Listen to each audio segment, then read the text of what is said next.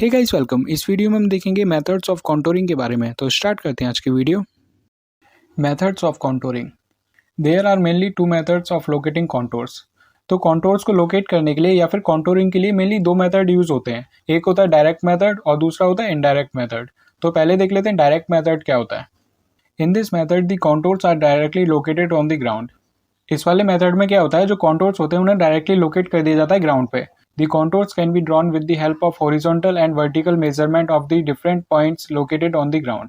इसमें जो point located होते हैं ग्राउंड पे उनके लिए कॉन्टोर्स बनता है, और ये जो कॉन्टोर बनता है वो हॉरिजॉन्टल एंड वर्टिकल मेजरमेंट की हेल्प से बनता है। To locate contours the reduce levels of various points are located. The contours are then drawn by using these points.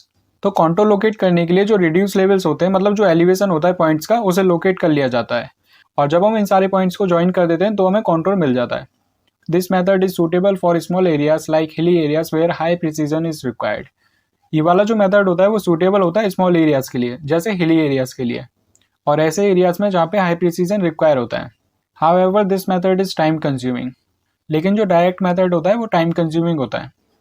अब देखते हैं इनडायरेक्ट मेथड के बारे में। In this method, leveling work is carried out in the field and location of contour points is done in the office. तो indirect method में क्या होता है, जो लेवलिंग वर्क होता है वो तो हम फील्ड पे कर लेते हैं, लेकिन जो कॉन्टूर पॉइंट होते हैं उन्हें हम लोकेट करते हैं ऑफिस में आके। अगर डायरेक्ट एंड इनडायरेक्ट में कंपैरिजन देखें तो जो इनडायरेक्ट मेथड होता है वो चीपर भी होता है और क्विकर भी होता है डायरेक्ट मेथड से, क्योंकि इनडायरेक्ट मेथड में हम आधा वर्क ऑफिस में आके करते हैं। The various indirect method of contouring are. तो हमारे पास मेनली 3 इनडायरेक्ट मेथड होते हैं कॉन्टूरिंग के लिए। इसमें फर्स्ट है method of cross section, second है method of square and third है टाइकोमेट्रिक कॉन्टूरिंग। तो वन बाय वन तीनों को देख लेते हैं।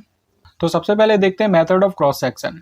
एक्चुअली जो मेथड ऑफ क्रॉस सेक्शन होता है उसका यूज हम रोड, रेलवेज एंड कैनल्स के लिए कॉन्टूर मैप बनाने के लिए करते हैं।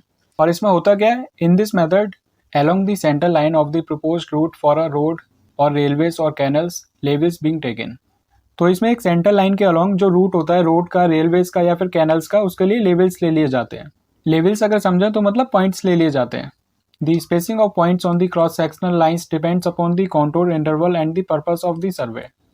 तो इसमें ये जो क्रॉस सेक्शनल लाइंस होती हैं, इनके पॉइंट्स के बीच में जो स्पेस होता है वो डिपेंड करता है कॉन्टूर इंटरवल पे, या फिर जिस पर्पस के लिए हम उसे यूज कर रहे हैं उस पे। The contour lines on the either side of the main line can now B obtained by interpolation. Interpolation एक प्रोसेस होती है जिसमें हमें 2 पॉइंट गिवन होते हैं और उसकी हेल्प से हम बीच वाला पॉइंट निकालते हैं। तो जो मेन लाइन होती है उसके दोनों तरफ हम कॉन्टूर लाइंस फाइंड कर सकते हैं इंटरपोलेशन की हेल्प से।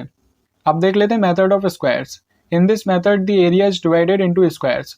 तो इस वाले मेथड में क्या होता है, इस वाले मेथड में जो एरिया होता है उसे हम स्क्वायर में डिवाइड कर लेते हैं। The reduce levels of the corners are determined. और जो रिड्यूस लेवल्स होता है कॉर्नर्स का, रिड्यूस लेवल मतलब एलिवेशन, वो हम पता कर लेते हैं। The contours of different elevations are then interpolated. और इसमें जो कॉन्टोर्स होते हैं डिफरेंट एलिवेशन के, उन्हें हम इंटरपोलेशन की हेल्प से फाइंड कर लेते हैं। This method is suitable for small open area. और ये वाला जो मेथड होता है वो सूटेबल होता है स्मॉल ओपन एरियाज के लिए। अब इसमें देख लेते हैं टैकोमेट्रिक मेथड के बारे में। This method is most suitable for preparing a contour map of a hill where the slope is steep. जो टैकोमेट्रिक मेथड होता है वो यूज होता है हिल्स के लिए कॉन्टूर मैप बनाने के लिए। तो इसमें ये हमें हिल्स के लिए कॉन्टूर मैप गिवन है। जो हिल का नीचे वाला एरिया होता है वो बड़ा होता है, और धीरे धीरे जैसे हम ऊपर आते चलते हैं तो एरिया डिक्रीज होने लगता है, और टॉप पे आके ये बिल्कुल एक पॉइंट बन जाता है। With the help of tachometer, both horizontal and vertical distances of respective points are calculated and their elevations are determined. तो टैकोमीटर की हेल्प से हम हॉरिजॉन्टल एंड वर्टिकल डिस्टेंस पता कर लेते हैं उस पॉइंट के लिए, और उन पॉइंट का एलिवेशन भी हम पता कर लेते हैं। तो ये हमने देखा मेथड्स ऑफ कॉन्टूरिंग के बारे में। सो इस वीडियो में इतना ही, मिलते हैं अपनी नेक्स्ट वीडियो में। Thank you for now.